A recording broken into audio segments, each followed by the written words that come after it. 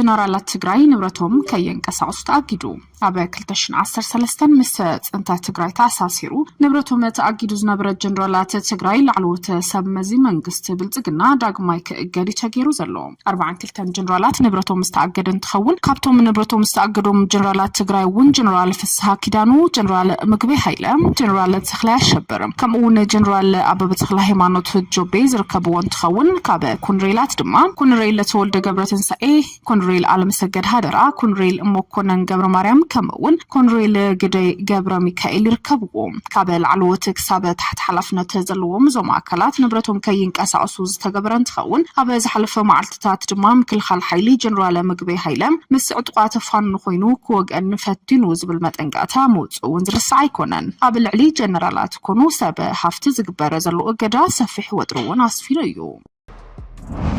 ፕሬዝዳንት ናይ ምዃን ምልልሳት ዶክተር ደብረጽዮን ኣይሰምረን ልዕሊ 8 ግዜ ኣብ አዲስ አበባ ዘምርሐ ዶክተር ደብረጽዮን ናይ ስልጣን ለውጥ ክህሉ ብፍላይ ድማ ንጌታቸው አብሪድካን ውድ ወረዳ ፕሬዝዳንት ግበረልና ናይ ዝብል ምሕፀን ተኣትዩ እዩ ጉጅለ ደብረጽዮን ይድግፈና ተዘይኮይኑ ግን ብዶክተር ደብረጽዮን ዝምራሕ ጉጅለ ህወሓት ይድግፈና እዩ ዝበልዎ ዕላማ የሳኽዕልና እዩ ዝበልዎ ጀነራል ታደሰ ወረደ እምነት ዘሰዓኑሉ ይመስለለው ጉጅለ ዶክተር ደብረጽዮን ብዶክተር ደብረጽዮን ዝምራሕ ጉጅለ ህወሓት ካብ ቀረባ ግዜ ናብዚ ኣብ ጀነራል ታደሰ ወረደ ዝነበሩ ቅዋም ንጎን በምግባር ንፕሬዝዳንት ትግራይ ዝኸውን ካልእ ሕፁይ ሰብ ሒዙ ቀሪብሎም ዶክተር አብርሃም ተኸስተ ንፕሬዝዳንት ትግራይ ክኸውን በጉጅለ ዶክተር ደብረጽዮን ተሓፂቡ ናብ አብይ አሕመድ ዝቐረበ እንትኸውን እዚ ውሳነ ድማ ንማእኸላይ ኮሚቴ አግሊሉ ብፈጻሚነት ጥራሕ ዝተወሰነ ምዃኑ ናይ ውሽጢ ፍልፍላት ናይ ጠቕሱ በዶክተር ደብረጽዮን ዝምራሕ ጉጅለ ህወሓት ንኣባላት ማእኸላይ ኮሚቴ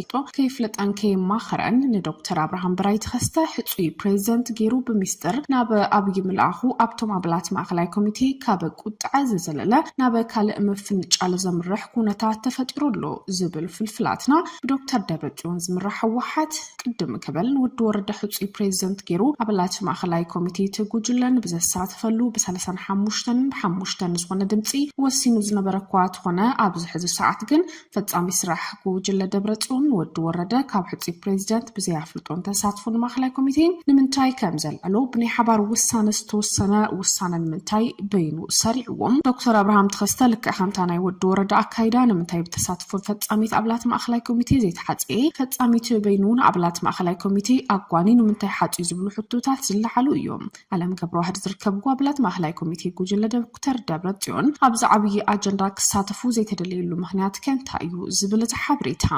ኣብታ ናይ ቀዳሚት ሕፀ ውድ ወረደ ፕሬዝዳንት ክኸውን ዝጠቆመ ዓለም ገብረ ዋህድ ምንባሩ ንሱን ሰዓብቱን ድማ ብ35 ድምፂ ደገፍ ብ5 ተቃውሞ ብምስራዕዮም ታደሰ ንሕፁይነት ተላኢኹ ዝነበረ ሽዑ ድማ ዝተቃውሞ 5 ሰባት ቶም ፈጻሚት ብምዃኖም ስለዚ ንውድ ወረደ ካብ ሕፁይነት ንምልዓል ኣብ ክንዱ ካልእ ሰብ ንምሕፀይ ሓበራዊ መድረኽ ተኸፊቱ እቶም ፈጻሚት ብኒ ዓለም ገብረ ዋህድ ድማ ከም ዝሰዓሩ ስለዝፈልጡ እዮም ገይሮም ይብል ሓበሬታ እቲ ኣብቶም መራርሓት ፈጢሩ ዘሎ ዓብይ ክፍፍል ብፍላይ ድማ ኣብ መንጎ ዓለም ገብረ ዋህድን ውድ ወረደን ዝረኸበቱ ገመድ ኣላ ዝብል እቲ ሓበሬታ ውድ ወረደ ሕፁይ ፕሬዝዳንት ክኸውን ዝጠቆመ ንኽስዕር ሓሳብ ዘቕረበ ዓለም ብምንባሩ ቅድማ ቢል ድማ ታደሰ ወረደ ዝተቃውሙ ሕዚ ድማ ካብ ሕፁይነት ፕሬዝዳንት ኣልዒሎም ገይሮም ዘለው ዓለም ገብረ ዋህድ ኣብ ዘይተሳተፈሉ ብምክንያት እዚ ድማ ዓለም ገብረ ዋህድን ውድ ወረደን ናብ ሓደ ክመጽእ ዝኽእል ሓሳብ ኣንጸባሪቑ ምህላዎም ይዘፍለጥ ውድ ወረደ ብወገኑ ኣብ ልዕሊ ፈጻሚት ጉጅለ ዶክተር ደብረጽዮን ቂም ብምሓዝ ናይቲ ጉጅለ ርእይቱ ዝዓረፈሉ ብናይ ውልቀ ድሌት ጥራሕ ዓለም ምክትል ፕሬዝዳንት ክኸውን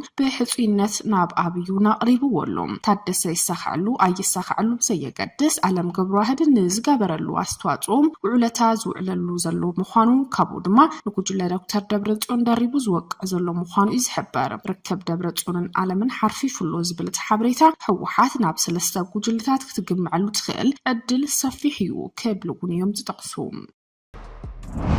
ዝተፈላለዩ ሓሳባት ልዕሊ ዝሓዙ ደቂ ብሄረ ትግራይ ዝፍጸም ዘሎ ብሓይለ መልጥ ዝተሰነየ ጥሕሰት ሰብኣዊ መሰል ሓሳብ ብነፃናይ ምግላጽ መሰል ኣብ ሕቶ ኣትዩ ደቂ ብሄርና ዓዶም ክጸልኡን ክስደዱን ይግበር ኣሎ ትግራይ ልሙን ብህልውና ብሄር መሊኡ ናብ ዘጥፍኡ ውሽጣዊ ደጋውን ፈተና ምህላዋ እንትትሓስብ ሸቕሎት ናይ ሳይድ ዝብል መግለጺ ዝተፈላለዩ ሓሳባት ልዕሊ ዝሓዙ ደቂ ብሄረ ትግራይ ዝፍጸም ዘሎ ብሓይለ መልጥ ዝተሰነየ ጥሕሰት ሰብኣዊ መሰል ሓሳብ ብነፃናይ ምግላጽ መሰል ኣብ ሕቶ ኣትዩ ደቂ ብሄርና ዓዶም ክጸልኡ ዝደልውን ክስደዱን ይገብራሉ እዚ ድማ ይኩይና ነዚ ዘልዓሉ ሸራው ዝኾኑ ብሄራዊ ይኹን ሙያዊ ሓላፍነት ዘይስምዖም ሚድያታት ዝፍንዎ ዘመተዓፈና ጽልእን ኣብ ዝኾነ ብርኪ ይብጻሕ ብዘይገድስ ክንቀልብሱ ምቅላስ እንኮም ማራጺና እምበር ከም መጽሕፍቱ ተቐቢልና ንቡር ክንገብሮ ዝግባእ ኣይኮነን ኣብ ሓዲድ መሊኻ ጥፋኣት ዘሎ ብሄርና ንምድሓን ጥዕና ዘሎ ውድድሉ ስርዓት ንምትካል ዝግበር ቃልሲ ንጻት እውን ደው ክብል ከም ዘይግባእ ዝኣምን ሳልሳይ ወያነ ትግራይ ብመንገዲ ብሄራዊ ጉባኤ ኣቢልካ ዝጣየሽ ግዚያዊ መንግስቲ ድማ ንድሕነት ትግራይ ካብ ዘሎ መራሳት ዝበለጸ ረብሓ ዘምጽእን እዩ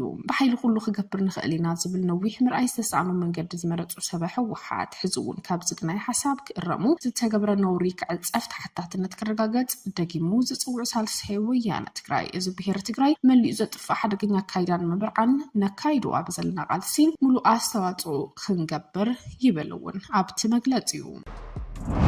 ክልል ኣምሓራ ብሽም ፖሊስ ወታደራት እናሰልጠነ ይምርቕ ኣሎ ክልል ኣምሓራ ናይ ፖሊስ ሓይሊ ብዝብል ሽሹ ሓይሊ እናሰልጠነ እናመረቐ ዝርከብ እንትኸውን ናይ ክልል ኣምሓራ ዕጡቕ ሓይሊ ናይ ክልል ኦሮሚያ ዕጡቕ ሓይሊ ኣብ ምዕራብ ትግራይ ዘሎ ዘይሕጋዊ ዕጡቕ ሓይሊ ኩሎም እዚኣቶም ብበዝሒ እናሰልጠኑን እናተዓጥቁን ይርከቡ ኣብ ትግራይ ድማ ብኣንጻሩ ሰራዊት ክፈርስን ሰራዊት ክጽላዕን ይስርሓሉ ዝብሉ ርእቶታት እዮም ዝወሃቡ ብፍላይ ድማ ብክልል ኣምሓራ ዝወሃቡ ዘለዉ ወታደራዊ ስልጠናታት ምዕራብ ትግራይ ከይተመልሰ መራሕትና ዝገብርዎ ዘሎ ምንትራኽ ድማ ንብዙሓት እውን ዘጓሃየ እዩ ናይ ትግራይ ሰራዊት ብዝተፈላለዩ ምክንያታት ክፈርስ ብዙሕ ጻዕሪ ይግበራሉ ዝብሉ ፍልፍላት ኣብ ልዕሊ እዚ ድማ ናብ መረበቱ ዘይተመለሰ ህዝቢ ኣብ ኬንዳ እንዳሃለወ ዝተወረረ መሬት ኣብ ኢድ ጸላእና ኣለወ ዝተወረረ መሬት ኣብ ኢድ ጸላእ ብምህላው ስርዓት ብልጽግና ብውግእ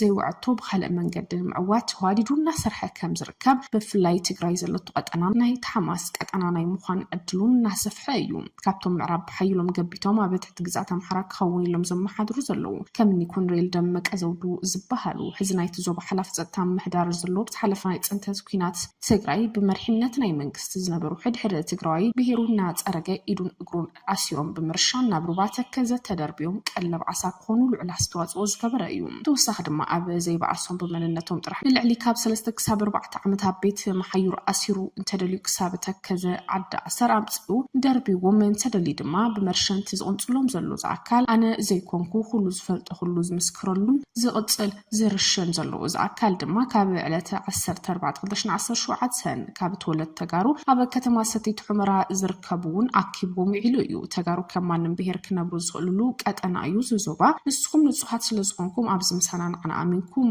ትነብሩ ኣለኹም እቲ ገበን ዝፈጸመ ግን ኩሉ ሃዲሙ ኸይዱ ስለዚ እቲ ዝኸደ ልዕሊ 1.2 ሚልዮን ህዝቢ ካብቲ ቦታ ተሰዲዱ ኣብ ሱዳን ዝርከብ ተመዛቢሉ ናብ ማእኸል ትግራይ ዘምርሐን ኩሉ ገበነኛ ኢሉ ይፈርጅዎ ዘለዎም ብሰንኪ ሕማቕ ፖለቲካ ሕወሓት ህዝቢ ብምዕራብ ትግራይ ሓሬድካን ቀቴልካን መዋጻይ ብሰንኪ ሕማቕ ፖለቲካ ትግራይ ህዝቢ ምዕራብ ትግራይ ክሳብ ሕዚ ናብ መረበቱ ከይተመለሰ ህዝቢ ኣብ ከቢድ ሓደጋ ወዲቑ መዋጽኡ እውን ክፈጥረሉና ተጸበየ እዩ ልዕሊ 17,000 ሊትር ዝተሓብአ ነዳዲ ኣብ ትሕቲ ቁጽጽር ከም ዝውዕለ ምሕዳር ከተማ ፍሊጡ ኣሎ ኣብ ከተማ መቐለ ልዕሊ 15 መዐደል ነዳዲ ከም ዘሎ እኹል ነዳዲ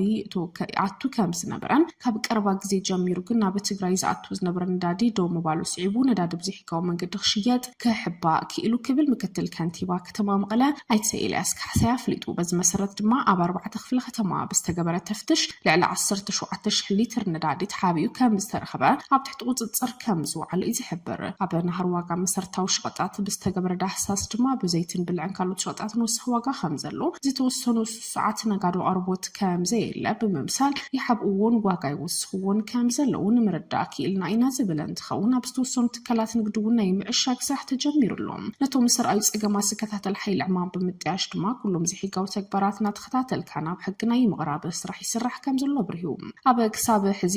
ኣብ ክፍለ ከተማ ዓይደር ክሳብ ሕዚ ኣብ ክፋላት ከተማ ዓይደር ዓዲ ሓቂ ቀዳማይ ወያነን ኩሓን ብዝተገበረ ምፅራይ 6 ውልቀ ሰባት ኣብ ትሕቲ ቀይዲ ከም ዝወዓሉ ዝገለጸ ኣይተላስ ተፍትሽ ጥናሂሩ ከም ዝቕጽል ነቲ ዝተፈጥረ ናሃር ዋጋ ንምርግጋዕ ድማ ኣብ 3 ወሰንቲ ማእኸላት ቀዳምን ሰንበትን ግልጋሎት ዕዳጋ ንምሃብ ኣብ ቀረባ መዓልትታት እውን ከም ዝኸፈታ እዩ ኣብሪሁ ሕብረተሰብ ክሳብ ሕዚ ጥቆማ ብምሃብ ዘይሕጋዊ ነጋሉ ናብ ሕጊ ከቕርቡ ዝገብሩ ዘሎ ተሳትፎ ብምምስጋን ሕዚ እውን ኣብ ኩለን ክፍለ ከተማ እንገብሩ ኣብ ጎና ክትኮኑ ይግባእ ክብሉ እውን ፀዊዒ ተቐሪቦም